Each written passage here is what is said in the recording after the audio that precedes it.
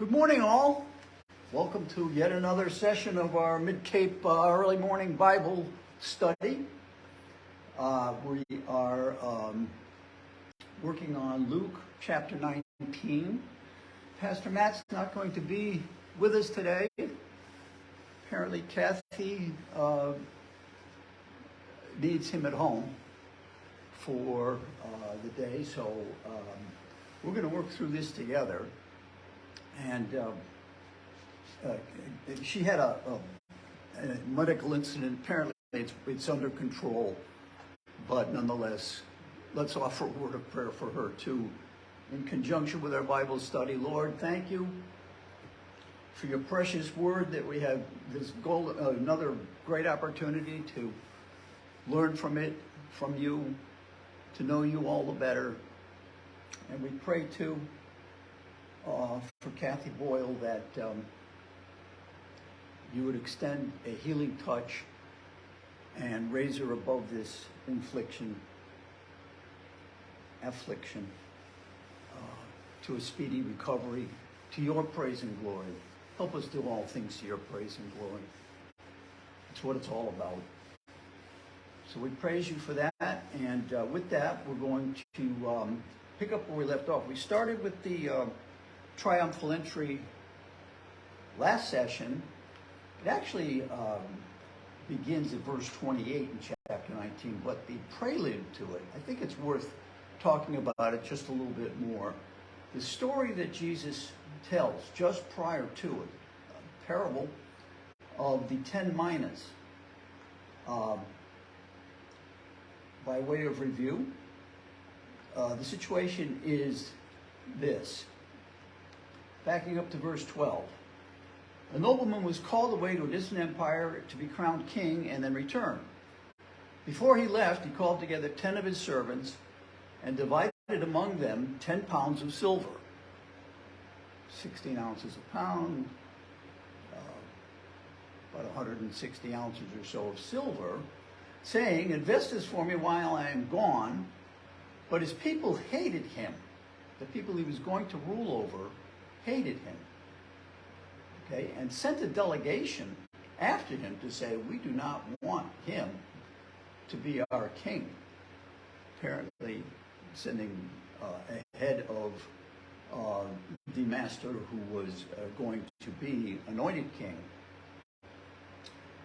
to tell the authorities, not him. Okay, so after he was crowned king, he returned and called in the servants to whom he had given the money. He wanted to find out what their profits were. The first servant reported, "Master, I invested your money and made 10 times the original amount." "Well done," the king exclaimed. "You are a good servant." I'd hire him.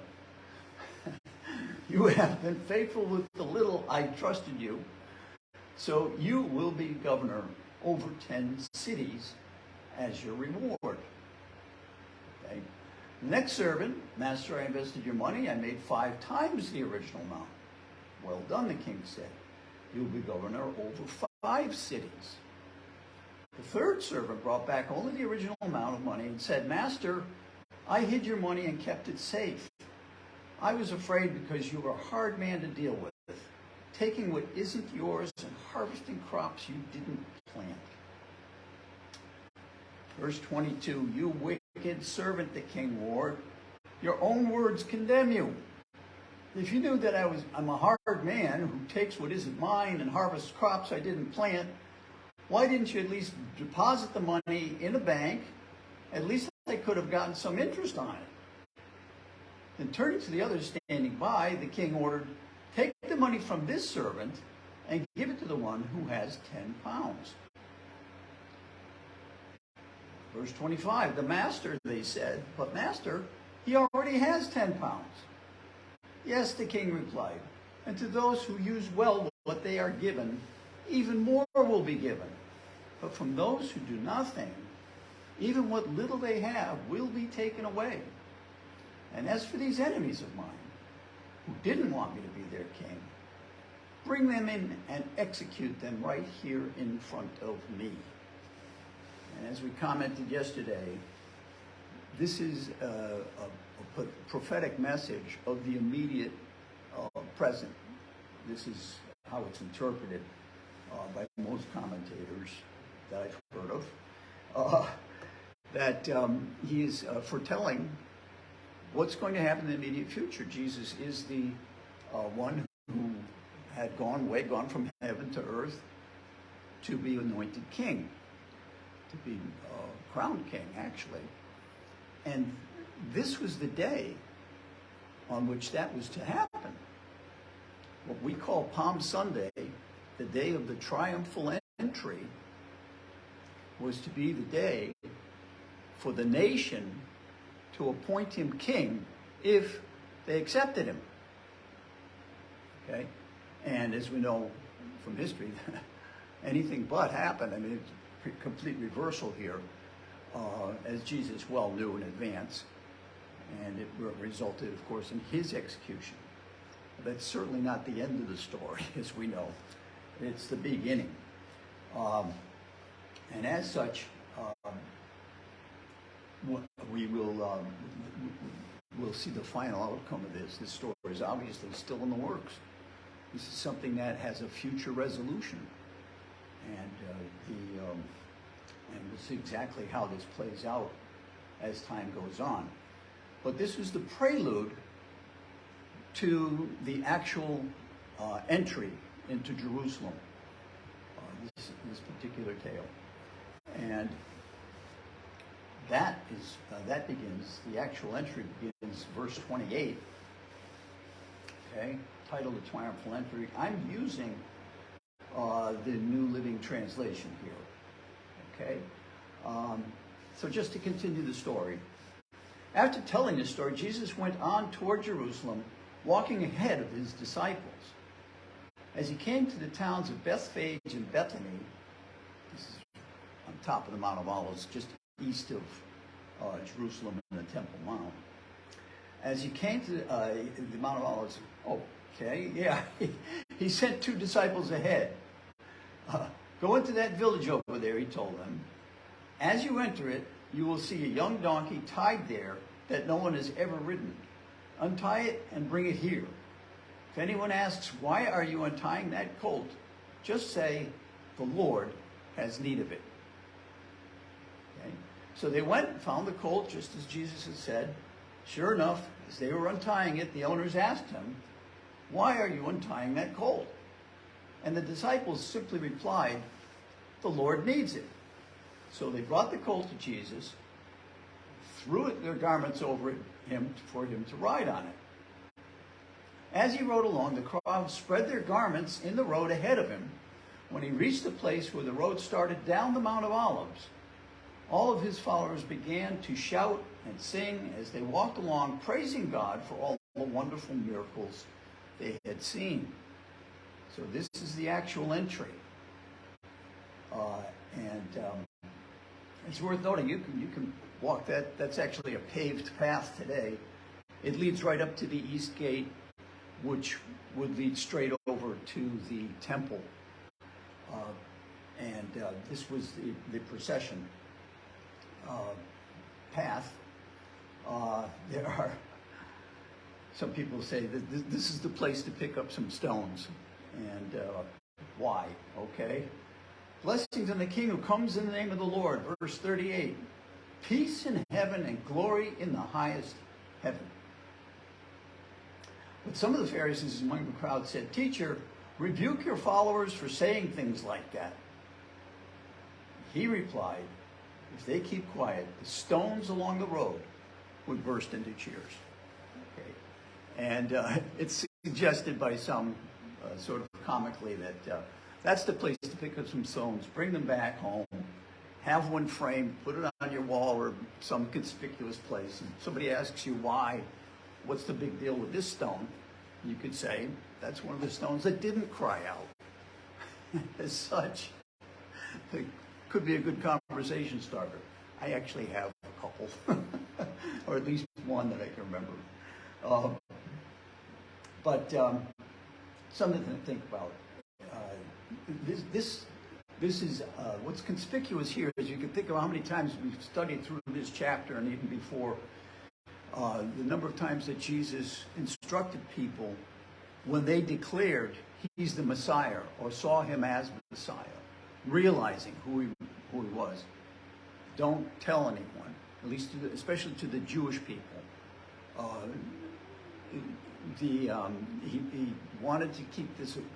It's kind of it's very interesting. Keep the ministry low key as far as his kingship goes, but the people wanted to see the miracles that God would perform on their behalf. And of course, as powerful as they were, it's pretty hard to keep quiet after experiencing them. So, but this is the day on which he is actually orchestrating his arrival in Jerusalem as the predicted anointed king, the Messiah to come. And he's structuring the whole procession here and through the entire Passion Week and beyond. Every detail. Trace it back. You'll see he had control in every situation. As we go through the Passion Week, you'll see that.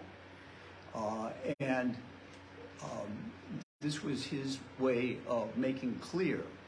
This was all part of the method, of course, of making clear he is the Messiah, and to be worshipped as such. So, Jesus' response here: if the stones kept quiet along the road, they would. If the people kept quiet, if the people kept quiet, the stones along the roadway would burst into cheers. Next section. But Jesus weeps over Jerusalem. Okay? We know why now. I mean, looking back in history, we understand this, but you think this is the day of, this is his crowning achievement day. This is the day in which he announced that he's to be the future king. This is a day of celebration. The people are celebrating. And what a day when you think about it. This is just prior to Passover, which means this is one of the three of the major festivals of the Jewish calendar where it's required that every able-bodied Jew come to Jerusalem. So Jerusalem is flush with people, well in excess of 1 million people in the estimates.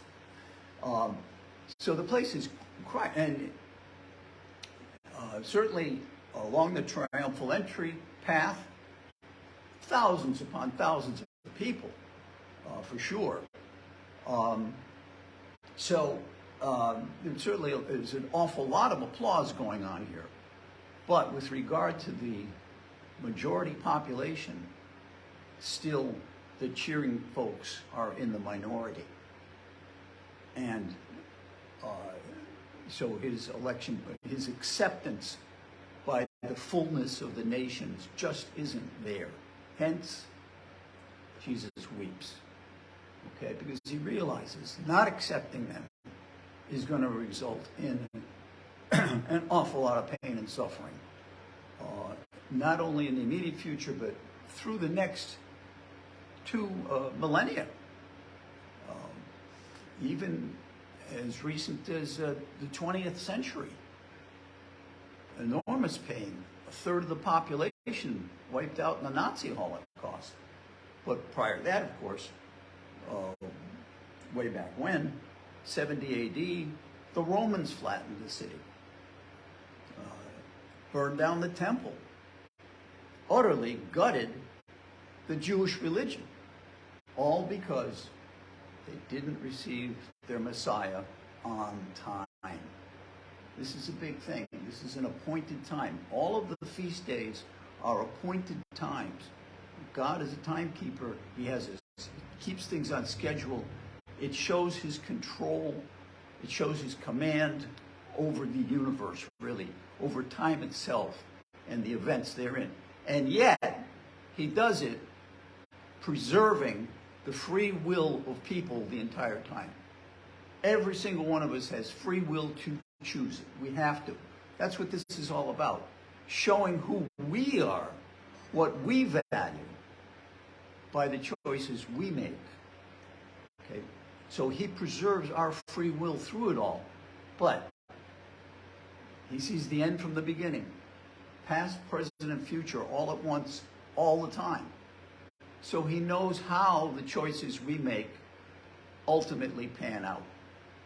And he can see the destruction of the temple in 70 AD. And he can see the Nazi Holocaust. And he can see ultimately his triumph and ultimate crowning as king. He sees it all. Okay? He's control of it all. If you study these things, the details are explicit. And the degree of control is literally uncanny. That I mean, beyond that, it's miraculous, is what it is. That this entire plan of his is so perfectly orchestrated, so perfectly set out, and comes to pass as he says so. Period. Picking up in verse 41.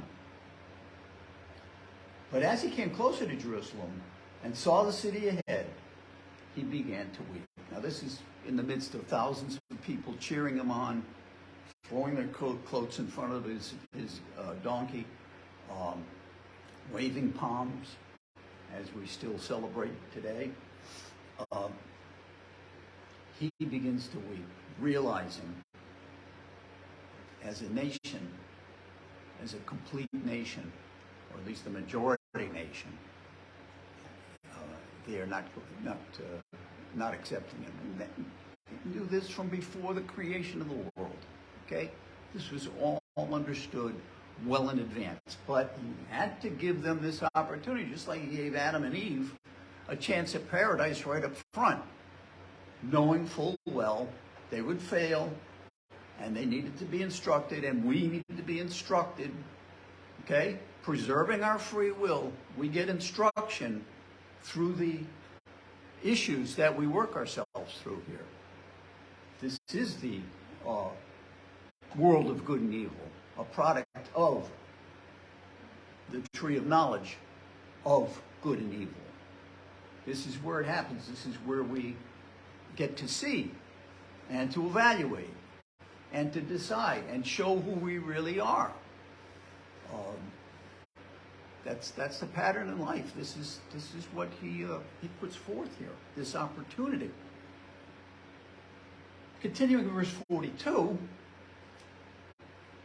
how I wish today that you, of all people, would understand the way to peace, okay, which is simply elect me and you're there, which is still true. We find this is true anyway. We have a peace that supersedes the trials of the tribulations of the world. And it's a transcendent peace that can raise us above, as long as we cling to him. The difficulties here are something we can deal with, something we can surmount. But we continue to put him first and follow him as the leader of the best life possible, which is an agape life. We follow his way of agape, we can do it forever. That's the promise. John 3:16. But, as he says here in the second sentence in 42, now it is too late. It's already too late. Can you imagine, in the midst of this triumphal entry,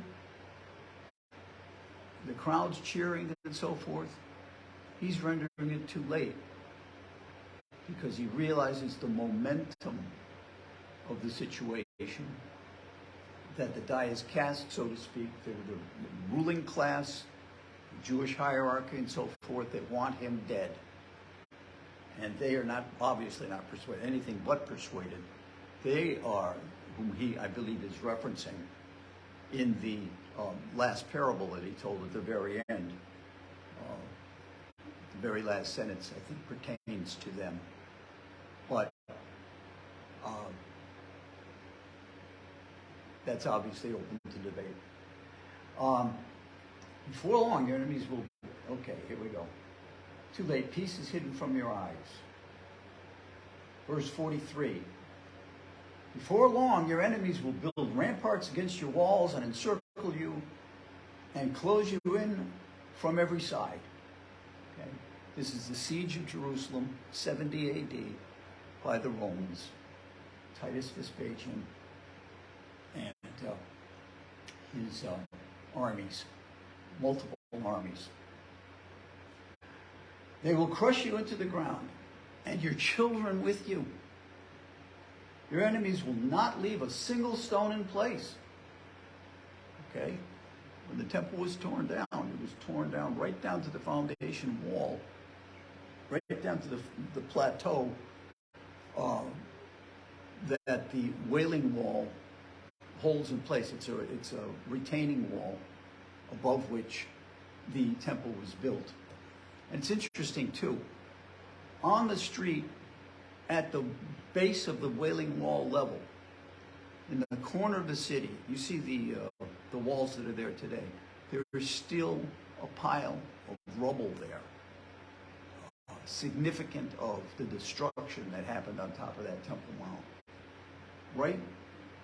Right next to the corner of Main Street, ancient Jerusalem. Verse 44, they will crush you into the ground, your children with you. Your enemies will not leave a single stone in place, because you did not recognize it when God visited you. There it is. Jesus, the God-man, okay, is both God and human, present among you, and you didn't see it. Okay. 7:52. That's probably a good place for us to take a break for today. It's certainly enough to digest. This is an amazing, just utterly amazing piece of history here, and it is preceded by what some people call the most astounding prophecy in the Bible. The prediction as to exactly when the triumphal entry was to occur. It's pitted on the decree to rebuild the temple. To rebuild Jerusalem. Let's see if we can find it here. Yeah, I had a graphic here. This is the day that occurs. This is the calculation that goes into noting when the triumphal entry was to occur. Okay, there is a commandment. This goes back to the prophecy of Daniel, Daniel 9:25. Okay, astounding prophecy. Okay, and in that prophecy, a decree by Artaxerxes Longimanus was made on March 14th, 445 BC. Okay. If you follow through the weeks of years, in other words, groups of years, 7 at a time, 69 of them, and multiply that out times the number of days using a 360-day calendar, that comes out 173,880 days. Exactly, okay? And sure enough, if you count from March 14th, 1445 BC, the triumphal entry, April 6th, 32 AD.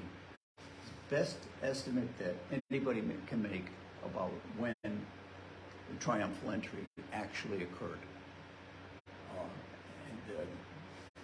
To see the math worked out, it's astounding.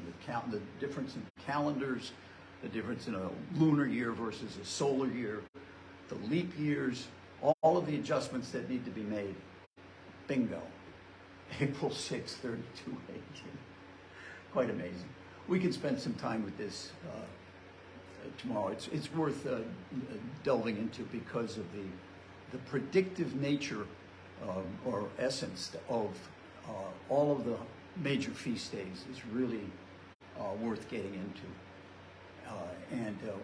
we should spend some time with this because it's amazing, simply put, amazing. So we'll pick up from here tomorrow. And again, we pray for Kathy's healing. We pray for everyone's healing in the church that has issues. Lord, we pray for your healing touch to be extended and your comfort to be given as we face these various issues. And we thank you for your word, your instruction, the blessing that imparts. It's just like no other. We're so fortunate to have it. We think about those around the world who never heard it, even once. We live with it in our cell phones, in our pockets, day in and day out. Help us to look there. Remind us to look there and get your instruction, that we may live lives to bring glory to you. We ask this in Yeshua's name. Thank you. Hope to see you soon.